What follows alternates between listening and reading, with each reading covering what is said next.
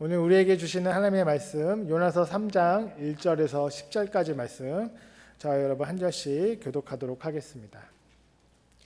주님께서 또 다시 요나에게 말씀하셨다. 넌 어서 저 큰 성읍 니느웨로 가서 어제 말을 그 성읍에 외쳐라. 요나는 주님께서 말씀하신 대로 곧 길을 떠나 니느웨로 갔다. 니느웨는 둘러보는 데만 사흘길이나 되는 아주 큰 성읍이다. 나는 그 성읍으로 가서 하루 길을 걸으며 큰 소리로 외쳤다. 40일만 지나면 니느웨가 무너진다. 그러자 니느웨 백성들은 하나님의 말씀을 믿고 금식을 선포하고 그들 가운데 가장 높은 사람으로부터 가장 낮은 사람에 이르기까지 모두 굵은 베옷을 입었다. 이 소문이 니느웨 왕에게 전해지니 그도 임금의 의자에서 일어나 가지고 있던 임금의 옷을 벗고 굵은 베옷을 입고 잿더미에 앉았다. 왕은 니느웨 백성에게 다음과 같이 선포하여 알렸다. 왕이 대신들과 더불어 내린 칙명을 따라서 사람이든 짐승이든 소떼든 양떼든 입에 아무것도 대서는 안 된다. 무엇을 먹어도 안 되고 물을 마셔도 안 된다. 사람이든 짐승이든 모두 굵은 베옷만 걸치고 하나님께 힘껏 부르짖어라. 저마다 자기가 가던 나쁜 길에서 돌이키고 힘이 있다고 휘두던 폭력을 그치라. 하나님께서 마음을 돌리고 노여움을 푸실지 누가 아느냐. 그러면 우리가 멸망하지 않을 수도 있다. 하나님께서 그들이 뉘우치는 것, 곧 그들이 저마다 자기가 가던 나쁜 길에서 돌이키는 것을 보시고 뜻을 돌이켜 그들에게 내리시겠다고 말씀하신 재앙을 내리지 않으셨다. 아멘. 우리 교회가 2년마다 한 번씩 40일 캠페인을 합니다. 그래서 첫 번째 40일 캠페인은 목적이 이끄는 삶이다라는 것에 대한 부분을 가지고서 우리가 40일 캠페인을 했고요. 그다음에 제 2차 캠페인은 공동체를 세우는 삶이라는 부분에 관해서 했었고요. 그다음에 세 번째 3차 캠페인은 우리 재정적인 삶을 잘 세우기 위해 풍성한 삶을 위한 40일 캠페인을 했었습니다. 제 4차는 영성이 주도하는 삶이 되고자 하는 마음으로 영성 40일 캠페인을 우리가 진행했고요. 그 다음에 2년 전에 제 5차 40일 캠페인을 했습니다. 복음적 삶을 세우기 위한 블레싱 캠페인을 2년 전에 우리가 했었고요. 이제 딱 2년이 지나고 제 6차 이제 40일 캠페인을 진행합니다. 6차 40일 캠페인의 내용은 선교적 삶 그리고 선교적 공동체 세우기입니다. 우리가 정말로 삶을 통하여서 많은 사람들에게 예수 그리스도가 살아계심 그리고 하나님 나라의 위대함을 드러내자 하는 것이 이번에 40일 캠페인의 주요한 목적입니다. 여러분 삶 속에 하나님이 예비해 놓으신 놀라운 축복이 있는 줄 압니다. 40일 캠페인은 특정한 사람을 위하여 준비되어진 프로그램이 아니고 이 40일 캠페인은 우리 모두를 위하여 하나님께서 준비해 놓으신 아름다운 은총의 시간이 될 것입니다. 여러분이 이제 하셔야 될 게 뭐냐면요, 마음에 동기를 부여받으셔야 해요. 나의 삶 가운데 부여되어진 하늘나라 시민의 삶을 회복하는 것에 대한 동기가 부여되어져야 되고요. 그리고 이를 위하여서 여러분들이 이제 기도하셔야 하는 것이고요. 또 하늘나라 시민의 삶의 회복에 대한 간절한 기대의 마음을 갖는 것이 우리 모두에게 필요하다는 것이죠. 기도를 많이 했는데 하나님께서 이 40일 동안 우리를 위하여서 준비해 놓으신 은총의 보따리를 분명히 풀러 주시리라 믿습니다. 열심히 참여하셔서 귀한 은혜를 받아 누리신 여러분 모두가 되기를 바랍니다. 이게 그냥 이루어지는 게 아니고 이를 위하여 우리의 마음밭을 준비해야 됩니다. 오는 토요일입니다. 오는 토요일 비전 예배에서 우리의 마음밭을 한번 갈아 엎는 일들을 먼저 시도하고 그리고 난 다음에 12월 25일 이곳에서 우리가 성탄 절 예배를 드림과 동시에 40일 캠페인의 킥오프가 시작될 것입니다. 기대하십시오. 그래서 서로 꼭 참여해야 되겠다라는 이 마음을 잠깐 자기 옆에 계신 분하고 나눠주시면 좋겠습니다. 나는 참여할 거예요? 참여하실 거죠? 하고 이렇게 한번 질문해 주시면 감사하겠습니다. 나는 정했어요. 나는 참여할 거예요. 참여하실 거죠? 이렇게 질문입니다. 서로 꼭 보시면서 얘기를 해주세요. 두 눈을 이렇게 교환하시면서 나눠주시면 감사하겠습니다. 네, 감사합니다. 여러분, 저는 인생 가운데 최고의 축복은 한 사람의 삶의 운명이 바뀌는 것이라고 생각합니다. 죽을 수밖에 없는 운명을 가진 사람이 영생을 얻게 되어지는 그런 변화, 이것이야말로 하나님이 허락하시는 최고의 축복이 아닐까요? 그런 의미에서 예수 믿는 사람은 하나님으로부터의 가장 큰 축복을 누린 인생이라고 말할 수 있습니다.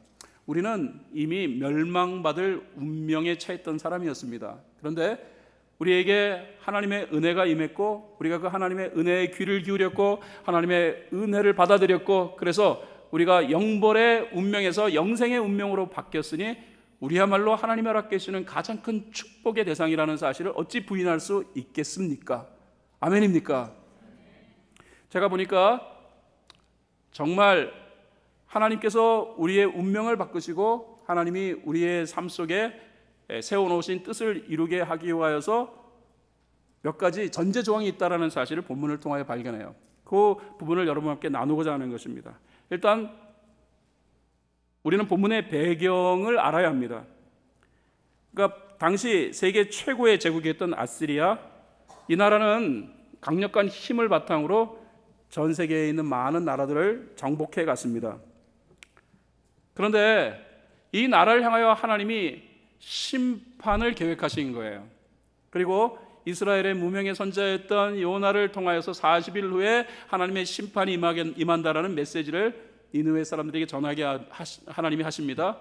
그런데 놀라운 사실은 이 콧대 높고 자존심 강한 이 아시리아의 수도에 살고 있던 니느웨 시민들이 이 하나님의 메시지를 받아들였다라는 거예요. 하나님의 메시지를 받아들이며 그들의 운명이 바뀝니다. 하나님의 심판의 대상에서 하나님의 은혜 대상으로 바뀌는 그런 축복을 입게 되었다라는 것입니다. 저는 이 부분을 주목하고 싶어요. 어떤 인생의 미래가 바뀌고 어떤 인생의 운명이 바뀌느냐, 이 니느웨 사람들이 보여줬던 태도를 통하여서 중요한 원리를 우리가 찾아볼 수 있는 것이죠. 첫 번째로는 집중입니다. 영적인 집중. 영성가인 유진 피러스는 우리가 읽은 요나서 3장을 주의하면서 니느웨 사람들의 변화는 홍해 바다가 갈라지는 것보다 더 기적적인 사건이다라고 설명했어요. 그 이유가 뭐냐면은 아시리아 사람들은 제국을 형성했던 사람들이기 때문에 자존심과 높은 콧대가 특징이라는 것입니다. 그들에게 변방의 나라 같지도 않은 이스라엘의 한 무명의 선지자가 와서 40일 후에 하나님의 심판이 임한다라는 이 메시지를 그들이 받아들였다라는 것이, 이게 기적이라는 거예요. 사실 이 말은 황당한 소리로 충분히 여겨질 수 있는 소리가 아니겠습니까? 40일 만에 니느웨가 무너진다. 당시 아시리아는 역사의 황금기를 거쳐가고 있었어요. 일종의 역사적 정점을 찍고 있던 그런 시기에 이 나라를 대항할 수 있는 나라는 없어요. 모든 나라들이 아시리아에서 평정되었기 때문에 이 나라를 대항할 수 있는 나라가 한 나라도 있을 수 없다는 거예요. 그런데 어떻게 40일 만에 이 강력한 제국이 하나님의 심판을 받을 수 있겠는가? 이건 말도 안 되는 소리다. 이거는 뭐 황당한 미친 소리다 라고 그렇게 반응할 수 있는 소리였을 거예요. 그런데 놀라운 일이 벌어진 거예요. 요나서 3장 5절에 보면은요, 그러자 니느웨 백성들은 하나님의 말씀을 믿고 금식을 선포하고 그들 가운데 가장 높은 사람으로부터 가장 낮은 사람에 이르기까지 모두 굵은 베옷을 입었다. 놀라운 것은 니느웨 왕을 포함한 모든 사람들이 하나님을 향하여 집중했다라는 것입니다. 절대로 니느웨 사람들이 하나님에 대해 집중할 그런 사람들이 아니라는 것, 우리가 어느 정도 역사를 살펴보면 충분히 짐작할 수 있는 내용이었을 거예요. 영적인 관심조차 없었던 그 사람들이, 모든 것을 자신들의 힘으로 얻을 수 있다라고 자신만만했던 그 사람들이, 국가적 황금기를 마음껏 누리고 있던 그 사람들이 하나님을 향하여서 영적인 집중을 하고 있다는 사실. 그런데 여러분, 이 영적인 집중을 통하여서 그들의 미래가 바뀝니다. 우리가 읽은 본문 말씀 요나서 3장 10절 말씀에 보면은요, 하나님께서 그들이 뉘우치는 것 곧 그들이 저마다 자기가 가던 나쁜 길에서 돌이키는 것을 보시고 뜻을 돌이켜 그들에게 내리시겠다고 말씀하신 재앙을 내리지 않으셨다. 여러분, 인생 스스로 자신의 운명을 바꿀 사람이 어디 있겠습니까? 모든 운명을 주관하시는 분은 하나님이시니까. 그러므로 우리가 우리의 미래와 또 우리의 삶 속에 제시되어진 정말로 영광스러운 그런 운명을 이루어가기를 원한다면 우리는 우리의 운명을 바라보는 게 아니고 그 모든 것을 주관하시는 하나님을 바라봐야 되는 거예요. 다시 말해 하나님을 향한 집중이 필요하다는 것입니다. 성경을 읽어보면요, 위대한 하나님의 역사를 도출했던 모든 사람들은 하나님께 집중하는 사람들이었어요. 하나님의 모든 놀라운 기적은, 하나님의 놀라운 모든 역사들은 하나님께 집중하는 사람들의 몫이었다라는 사실을 성경은 우리에게 분명하게 선언하고 있습니다. 뭐 한 개인의 능력과 역량을 초월하여 중요한 것은 하나님께 집중하느냐 하지 않느냐. 연약하게 이를 데 없는 에스더라고 하는 한 여인이 민족 청소의 그런 위기 속에서 자신의 민족을 구하기 위하여서 그가 했던 일은 하나님을 향한 집중이었습니다. 그 여인은 이렇게 고백을 했습니다. 죽으면 죽으리라. 목숨 걸고 하나님께 집중하겠다라는 것이죠. 나를 위해 기도해 주세요라고 부탁합니다. 하나님을 향한 집중. 이 영적 집중은 민족 청소의, 민족 말살의 위기 속에서 그 민족이 역사의 중심부로 자리 이동을 한 결정적인 원인을 제공하게 됩니다. 성경 읽어보셔요. 집중하니까 역사가 만들어지고 집중하니까 그들의 미래와 인생이 바뀐 내용들이 수두룩하게 기록되어져 있는 것을 보게 됩니다. 심지어는 예수님도 가장 중요한 순간에 영적인 집중에 힘쓰셨습니다. 겟세마네 동산에서 예수님은 하나님 앞에 기도하십니다. 물론 하나님 앞에 한 그 기도는 결국 예수님의 구속 사역의 결실로 이어져 예수 그리스도께서 영광을 받으시고 더 나아가 우리의 삶 속에 구원의 은혜의 문이 활짝 열리는, 저와 여러분의 운명을 바꾸는, 온 인류의 운명을 바꾸는 결정적 원인이 되어집니다. 예수님이 어떻게 하나님께 집중했습니까? 성경을 보면은요, 예수님은 기도하시되 땀방울이 핏방울처럼 막 바뀌어서 땅에 뚝뚝 떨어졌다. 이게 무슨 뜻입니까? 혈관이 터졌다라는 거예요. 강력한 집중을 하나님 앞에 보였다라는 이 사실을 성경이 우리에게 표현하고 있잖아요. 다니엘이라고 하는 사람은 정말 놀라운 집중력을 하나님께 보입니다. 절대로 그 왕 외에 기도하지 말라는 왕의 지엄한 명령을 뒤에 두고서 그는 하루에 3번씩 하나님을 향하여 집중합니다. 하나님을 향하여 집중한 그는요, 사자굴에 떨어졌어도 머리털 끝 하나 상함이 없지. 결국은 역사의 정면에서 정말로 하나님의 사람임을, 그리고 하나님이 살아계심을 드러내는 위대한 하나님의 기적을 도출시켰다는 것이죠. 오늘 본문을 읽으면서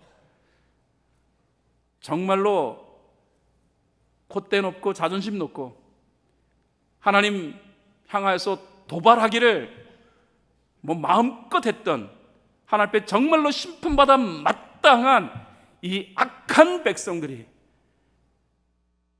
그 어떤 변명을 대더라도 그 하나님의 심판에서 결코 자유로울 수 없었던 이 한 민족이 하나님을 향한 아주 강력한 집중을 시도함으로 반드시 멸망받을 수밖에 없던 그들의 운명을 바꾸는 놀라운 사건이 기록되어 있는 것을 봅니다. 여러분, 오늘 이 본문 말씀부터 성령이 우리에게 무엇을 얘기하실까요? 때때로 우리의 삶에 만사를 제쳐놓고 하나님을 향하여 집중해야 할 시기가 필요함을 역설하는 것이 아니겠습니까? 목사님, 나는 큰 문제 없는데요. 내 삶에 그렇게 어려움은 없고요. 내가 볼 때 뭐 그렇게 굳이 내가 고민해야 할 그런 부분도 없고, 그런데 내가 뭐 이렇게 열심히 기도해야 할 이유가 있겠습니까? 모르죠. 여러분, 니느웨 사람들이 이 요나의 메시지 전달되기 전까지 자신들의 삶 가운데 고민거리, 문제거리가 있다라고 인식이나 했겠습니까? 그런데 선포되어진 40일 후에 니느웨가 하나님의 심판을 받게 된다라는 이 메시지를 그들이 흘려버리지 않은 결과 결국은 하나님의 은혜로 말미암아 하나님께 영적 집중을 하게 되었다는 거잖아요. 우리 스스로 우리의 삶을 해석한들 우리의 삶의 문제를 스스로 발견할 수 있을까요?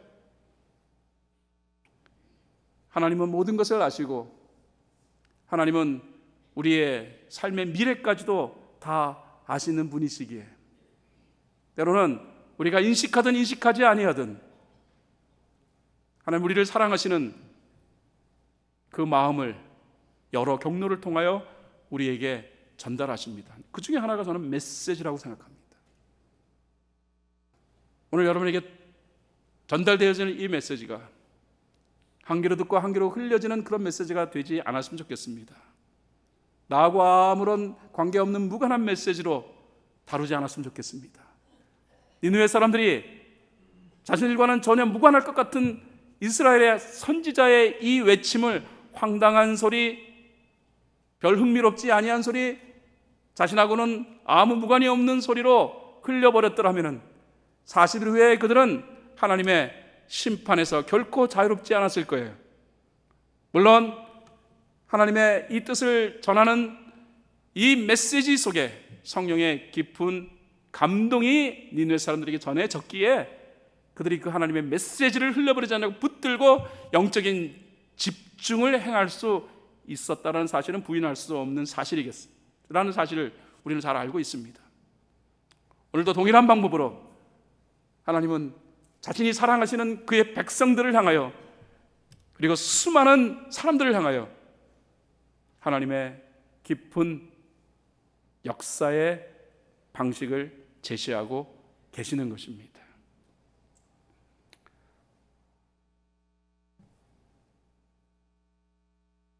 오늘 성경을 읽어보면은 이 니느웨 사람들이 행하는 모습들이 그저 놀랍기만 합니다. 그들은 금식도 선포해요. 여러분, 금식을 한다라는 것, 이건 뭐 집중을 의미하는 것이다라고 우리가 충분히 짐작해 볼 수 있지 않겠습니까? 우리의 일상의 삶에서 먹고 마시는 일, 중요한 일이잖아요.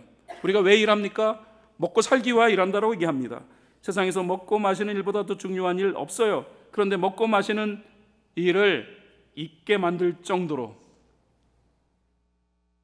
그들이 금식했다라는 것은 그만큼 놀라운 집중력을 하나님 앞에 니느웨 사람들이 보이고 있다는 사실을 반영하는 거예요. 그런데 여러분, 그들이 금식한 이유가 뭘까? 뭐 해가 빛을 잃었습니까? 엄청난 자연재해가 니느웨 성을 뒤엎었습니까? 지진으로 땅이 흔들리고 그 다음에 마음의 두려움이 생길 정도의 어떤 동요할 만한 일들이 그들에게 경험되었습니까? 자신들보다 더 강력한 힘을 가진 어떤 민족의 침입이 그들에게 있었기에 그들의 마음 가운데 동요의 마음이 생겨서 하나님을 찾았겠습니까? 아무것도 없었어요. 다시 말씀드립니다. 그들은 당시 최고의 황금기를 구가하고 있었다는 것입니다. 그런데 자신들이 한번 훅 하고 바람 한번 내뱉으면 나랄 것 같은 나라 이스라엘의 선지자 요나가 한 말을 그들이 흘려버리지 않았다라는 것에서부터 이 놀라운 역사의 출발은 시작되고 있다라는 사실을 발견합니다. 그들은 그 말을 놓치지 아니하고 자발적으로 회개를 시도합니다. 성경을 보면은 그들 가운데 가장 높은 사람으로부터 가장 낮은 사람에 이르기까지 모두 굵은 베옷을 입었다라고 한 것입니다. 일상의 옷을 벗어버리고 굵은 베옷을 입었습니다. 다시 말해서 내가 죄인이고 나는 하나님의 은혜를 필요로 하는 자라는 이 상징적 표현을 그들은 굵은 베옷을 입는 것으로 감당했다라는 거예요. 그런데 그 모든 것들이 자발적이었다라는 것입니다. 세상에서 힘든 일들 중에 하나가 뭡니까? 자발적으로 행하게 하는 것입니다. 동기를 부여하는 일입니다. 쉽지 않습니다. 그럼에도 불구하고 요나를 통하여 제시되었던 이 희미한 소리를 그들이 놓치지 아니하고 붙든 결과 하나님께서는 그들에게 은혜를 베푸셨어요. 그들은 자발적으로 감당해야겠다는 생각이 들었습니다. 그리고 하나님을 향한 놀라운 집중력을 보인 결과 하나님이 그들에게 제시하신 이 심판으로부터 은혜를 덧입는 역사를 경험하게 되었다는 것이죠. 여러분, 오늘 저는 때때로 우리의 삶 가운데 하나님을 향한 집중의 시기가 필요함을 말씀드리고 싶습니다. 우리의 일상적인 루틴한 삶에서 가끔은 하나님을 향한 강력한 집중이 우리에게 필요하다. 뭐 특별한 이슈 없습니다라고 말씀하신다 하더라도 우리는 때때로 하나님을 향한 강력한 집중의 시간을 갖는 것이 필요합니다. 또 다른 내용은 우리의 삶의 패턴의 변화를 주는 것이 필요하다는 것입니다. 오늘 성경을 읽어보면요, 이스라엘에 선지했던 요나의 이 메시지를 듣고 니느웨 사람들이 보인 일상적 삶에서의 패턴의 변화 시도를 우리가 발견하게 됩니다. 성경을 읽어보면요, 5절에 니느웨 백성들은 하나님의 말씀을 믿고 금식을 선포하고 그들 가운데 가장 높은 사람으로부터 가장 낮은 사람에 이르기까지 모두 굵은 베옷을 입었다라고 성경은 기록하고 있습니다. 일상복을 벗어버렸습니다. 왕도 왕복을 벗어버렸습니다. 그 화려한 왕의 옷을 벗어버리고 그들은 굵은 베옷을 입었습니다. 6절에 보니까 이 소문이 니느웨 왕에게 전해지니 그도 임금의 의자에 일어나 걸치고 있던 임금의 옷을 벗고 굵은 베옷을 입고 잿더미에 앉았다. 왕의 권력과 그리고 왕의 위엄의 상징인 보호자, 그것이 왕에게 있을 일상적인 자리예요. 그 자리를 벗어버리고 그는 한 번도 시도해보지 아니하였던 잿더미 위에 자신의 위치를 변경시켰다는 것입니다. 이 왕에게 있어서 무슨 특별한 문제가 생긴 것 아닐 거예요. 왕이 무슨 건강에 문제가 생겼다거나 아니면은 다른 나라로부터 어떤 침략을 당했거나 경제적인 엄청난 위기가 도래했거나 아니면 민족적 반란이 일어났거나 정치적인 어떤 고민거리가 그에게 생겨서 자신이 위치하고 있던 그 일상의 자리를 벗어버리고 잿더미로 자신의 위치를 바꿨다는 말이 아닙니다. 오로지 하나님의 은혜를 구하기 위하여서. 왕은요,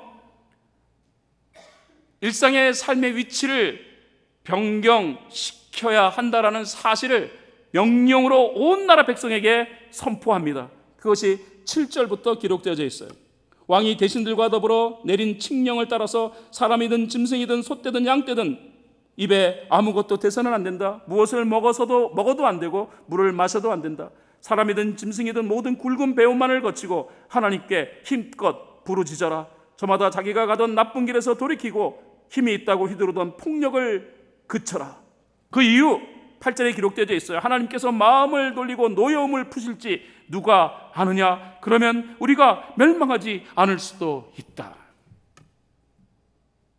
자신들이 구원을 받을 수 있는 유일한 길은 하나님께 있다라는 사실을, 이전에 하나님을 무시하고 하나님에 대하여 조금만큼의 믿음도 표현하지 아니하였던 이 아시리아의 왕으로 입술을 통하여,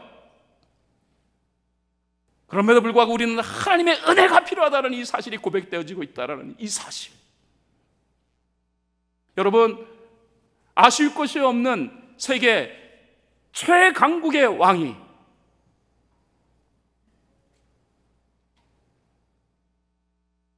하나님의 은혜가 필요함을 역설하잖아요. 그 하나님의 은혜를 얻기 위하여 무엇을 하라고 얘기하고 있습니까?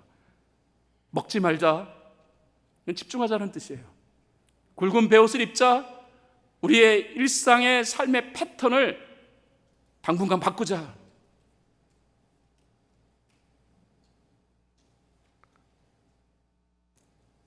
그리고 하나님께 부르짖자. 그리고 일상적으로 보였던 삶의 행동을 당분간 바꾸자. 여기서 왕은 이렇게 표현합니다. 저마다 자기가 가던 나쁜 길에서 돌이키고 힘이 있다고 해도 폭력을 그치라. 언뜻 생각할 때는요, 이게 그들이 행했던 어떤 난폭한 그런 행위적인 부분들을 인식하고 한 표현 같지만 주석을 잘 살펴보니까 주석은 그렇게 얘기 안 하더라고요. 그만큼 그들이 힘이 있었고 자신감이 있었던 거예요. 인본주의적인 부분에서 그들은 자신감을 가지고 있었던 거예요. 그런데 당분간 한 기간만큼은 우리가 우리의 힘을 자랑하지 말자. 우리가 하던 모든 일들을 중단하고 우리에게 오로지 필요한 것은 저 요나라고 하는 선지자가 외쳤던 그 하나님의 메시지를 따라서 그 모든 것들을 주관하는 야훼 하나님을 향하여서 은혜를 구하는 일이다. 우리가 하나님의 은혜를 구하면 9절 왕은 이렇게 말합니다. 하나님께서 마음을 돌리고 노여움을 푸실지 누가 아느냐? 그러면 우리가 멸망하지 않을 수도 있다. 이걸 영적으로 해석하지 아니하면요, 이런 말이 나올 수가 없어요. 경제적으로, 정치적으로, 군사력으로, 외교적인 모든 것을 다 동원해 가지고서 자신들의 산 가운데 닥친 이러한 여러 가지 위기들을 해석해 본들, 이것이 위기적 상황이라고 얘기할 수 있는 근거가 전혀 없는 상황에서 자신들에게 위기가 닥쳤다라고 표현하는 이 중요한 것은 영적 해석에 의했다라는 것입니다. 여러분, 인생의 가장 축복을 누리는 최선의 해석은 영적 해석이에요. 내 삶 가운데 하나님의 은혜를 보셔야 내 삶이 유지될 수 있고 하나님의 능력이 임해야 내 삶의 미래가 보장될 수 있다는 하나님을 향한 전적인 영적 해석이 없이는요, 우리는 근원적인 하나님의 은혜를 구할 수 없어요.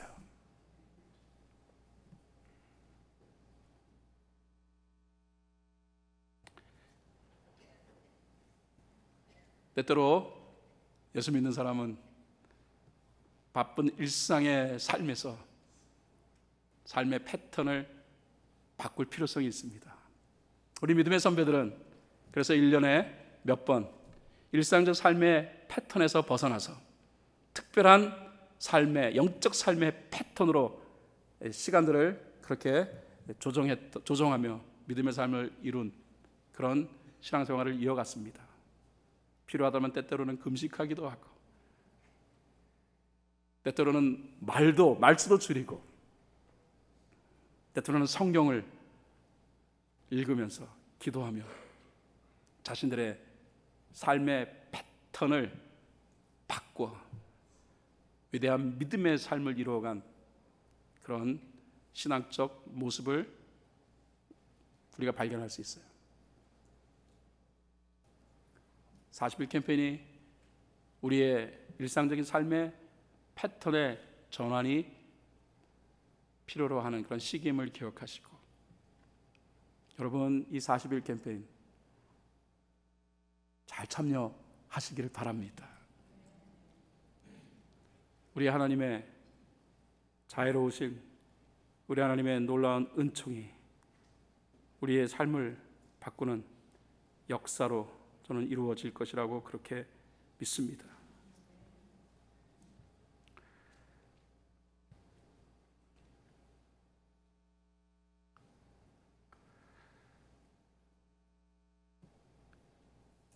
마지막 내용은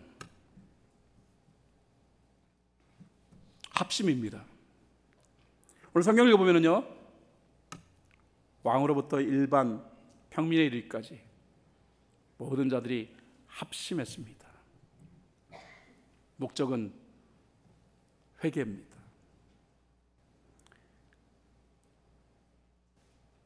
이 합심의 능력은 대단합니다.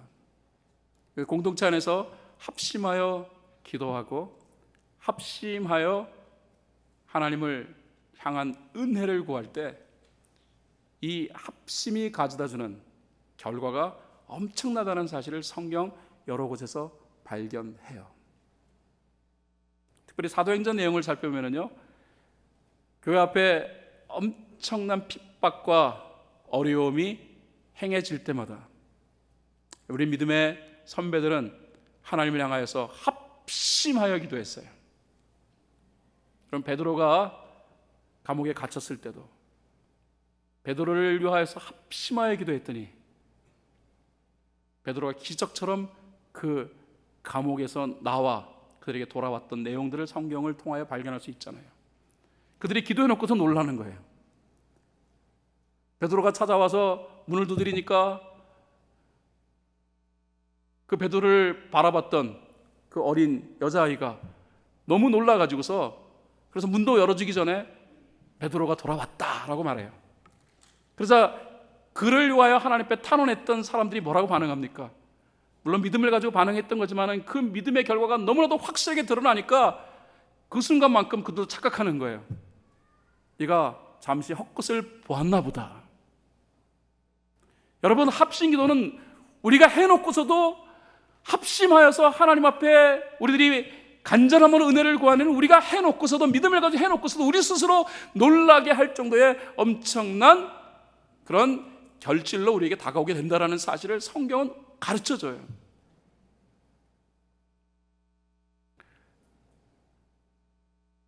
혼자서 기도하는 것도 필요하지만 때때로는 일정한 시기를 온 교우들이, 공동체 일원들이 함께 모여가지고서 간절한 마음으로 하나님 앞에 부르짖고 기도하는 시기가 또 필요하다는 것입니다.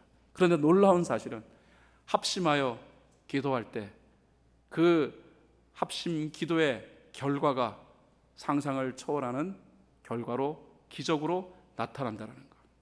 저는 40일을 통해서 하나님이 행하시는 놀라운 기적과 역사를 우리 모두가 맛볼 수 있으면 좋겠다는 생각을 합니다. 우리 가운데 하나님의 은혜와 하나님의 역사가 필요하지 않은 사람이 어디 있을까요? 저도 하나님의 은혜와 그리고 하나님의 역사가 필요하고 또 이 공동체 일원인 여러분 모두도 하나님의 은혜와 하나님의 역사가 필요한 줄 압니다. 40일을 놓고 많이 기도했어요.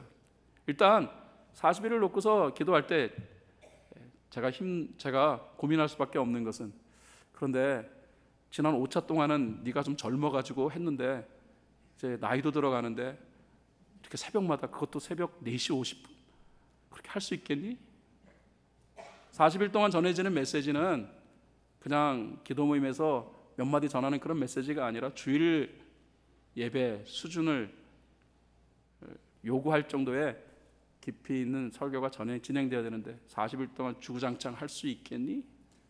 생각해 보니까 그동안에 체력적인 부분들이 상당히 예전과는 다르게 쇠약해졌다는 사실을 발견하면서 하지 말까라는 생각도 해봤습니다. 두 번째, 이에 대한 깊이 있는 필요성을 느끼는 사람은 몇 분 안 되는 것 같아요. 느낌을 받았어요. 많은 분들이 정말로 마음의 준비가 되어 있는지. 세 번째, 40일 캠페인을 준비하면서 저는 끊임없이 영적인 도전을 받았어요. 신경을 써야 되고 그 다음에 집중해야 될 이 내용이 40일에 있는 것이 아니라 교회 행정적인 것이라든가 교회 재정적인 것이라든가 뭐 이런 것들에 계속해서 저의 관심거리가 집중되고 있기에 정말로 집중하기가 힘들더라고요. 여러 가지 이유를 가지고 고민했더니 마음속에 드는 생각이 뭐냐면 꼭 해야만 되니? 라는 생각이 들어요. 그것이 몇 주 전까지 제가 겪어왔던 내용입니다. 그럼에도 불구하고 기도하면 거부할 수 없는 하나님의 마음을 접합니다. 네가 하는 것이 아니고 이 모든 것을 주관하는 것은 나 여호와 하나님이다. 내가 사랑하는 나의 백성들을 향하여서 나는 은혜를 준비했노라. 너는 메시지만 전해라. 요나처럼 메시지만 전해라. 열매를 이루고 변화를 만들고 기적을 이루게 하는 자는 나다. 저는 하나님의 마음을 여러분에게 전합니다. 하나님은 우리를 위하여서 놀라운 영적 은혜를 분명히 준비하고 계십니다. 그 하나님의 은혜를 우리의 것으로 만들어 우리의 운명을 하나님이 원하시는 영적이고 아름다운 운명으로 이루어가는가 그렇지 아니하는 것은 우리가 하나님의 뜻 앞에 어떻게 반응하느냐에 달려 있음을 기억하시기 바랍니다. 그래서 정말로 여러분을 위하여서 많이 기도했어요. 저와 여러분의 삶 속에 숨겨진 이 하나님의 놀라운 뜻을 정말로 온 교우들이 정확하게 이해할 수 있도록 성령께서 이해에 대하여서 감화와 감동을 주시도록 기도했습니다. 여러분 혹시 김익두 목사님이라는 분에 대하여 알고 계십니까? 들어보신 적이 있으시겠죠? 1900년경에 황해도 출신으로 하나님 앞에서 귀하게 쓰임받았던 목회자인데 사실 이분의 삶의 전력은 정말 기가 막힌 그런 삶이었다라고 해도 과언이 아닐 정도의 남봉꾼 같은 그런 삶을 그가 이루었습니다. 1900년경 황해도 출신인 김익두는 깡패 중에 깡패였습니다. 남봉꾼 중에 남봉꾼이었습니다.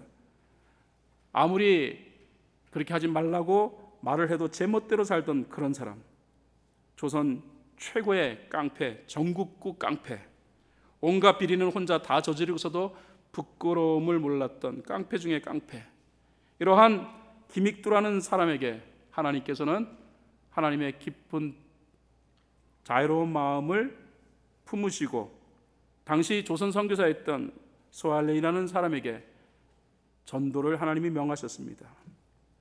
소할레는 조선에 부임한 지 얼마 되지 않았기에 조선어를 완벽하게 구사하지 못했고 어눌한 말로 그는 김익두를 따라다니며 예수를 믿으시오 그러면 구원을 받습니다 라는 말을 반복하며 그에게 표현했습니다. 그때마다 깡패 김익두는 피식피식 웃으면서 이렇게 반응했다라고 합니다. 예수를 믿느니 내 주먹을 믿어라. 그런데 그가 정말 회심했습니다. 예수를 믿었습니다. 더 나아가 후에 목사가 되었습니다. 깡패 김익두가 예수를 믿었다라는 소식은 당시 그리스도인들도 받아들이기 힘든 충격적 소식이었습니다. 그 소식을 접했던 많은 그리스도인은 아무리 구라를 쳐도 그렇지 어떻게 김익두가 예수를 믿느냐고, 차라리 고양이가 개가 되었다는 말이 더 믿기 쉬운 말이다라고 했을 정도였기 때문입니다. 그런데 중요한 것은 김익두가 예수를 믿었다는 것입니다. 어떻게 그의 삶 속에 하나님의 은혜가 임했을까요? 말 자체로는 불가능했을 것입니다. 그러나 중요한 것은 하나님이 뜻을 세우셨다는 거예요. 그리고 그 뜻을 소할련이라는 선교사를 통하여 하나님이 나누게 하셨다는 것입니다. 여러분, 우리의 삶 속에 하나님이 허락하시는 놀라운 역사와 기적의 첫 출발은 하나님의 마음부로부터 시작됨을 기억하시기 바랍니다. 우리를 고아처럼 내버려 두지 아니하시고 우리의 삶을 하나님이 기뻐하시는 영광스러운 삶으로 만들어 가기를 원하시는 것이 하나님이 우리를 향하여 품은 원대한 뜻인 줄 믿습니다. 그러나 그 원대한 뜻이 전달되지 않은 무슨 의미가 있겠습니까? 하나님은 미련하기 이를 데 없는 여러분의 담임 목사를 통하여서 하나님의 뜻을 늘 전하십니다. 오늘 이 설교를 통하여서도 여러분에게 하나님의 깊이 있는 그 마음은 전달되어 지는 줄 압니다. 하나님의 마음은 이것입니다. 삶 속에 나의 은혜를 받아들여라. 우리의 삶 가운데 하나님의 깊이 있는 은혜를 받아들일 수 있는 뜨거운 마음이 여러분의 마음이 될 수 있기를 예수 그리스도의 이름으로 축원을 드립니다. 그러므로 우리가 해야 할 중요한 몇 가지 적용거리를 드리고자 합니다. 첫 번째 적용은 강단의 메시지를 흘려버리지 말기를 바랍니다. 니느웨 사람들이 요나로부터 전달되어졌던 이 소리를 뚱딴지 같은 말도 안 되는 소리로 흘려버렸더라면 40일 후에 그들의 운명은 어찌 되었을까요? 성령께서 그들에게 감동의 마음을 주셨고 그들은 그 메시지를 한 귀로 듣고 한 귀로 흘려버리지 아니하고 하나님을 향하여서 깊이 있게 집중했습니다.